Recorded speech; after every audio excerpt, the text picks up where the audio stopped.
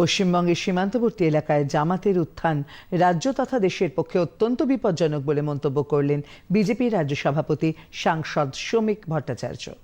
বাংলাদেশে দেখুন নির্বাচন হলো, গণতান্ত্রিক ব্যবস্থা থেকে নির্বাচন হয়েছে, প্রধানমন্ত্রী অভিনন্দন জানিয়েছেন, কারণ আমরা দ্বিপাক্ষিক সম্পর্কের অবনতি চাই না। বিএনপি নেতাকে অভিনন্দন জানিয়েছেন, আবার শেখ হাসিনা বলছেন যে আওয়ামী লীগ শূন্য নির্বাচন গণতান্ত্রিক নির্বাচন নয়।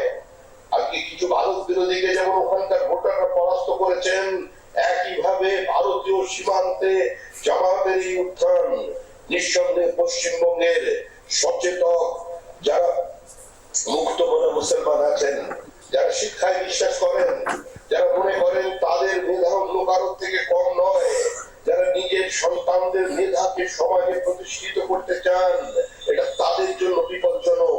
এটা পশ্চিমবঙ্গের সুস্থ শিক্ষিত মুক্তমনা মুসলমানদের জন্য বিপজ্জনক এবং সামগ্রিকভাবে বৃহত্তর জনসমাজ হিন্দু খ্রিস্টান বৌদ্ধের জন্য সেটা বিপদ।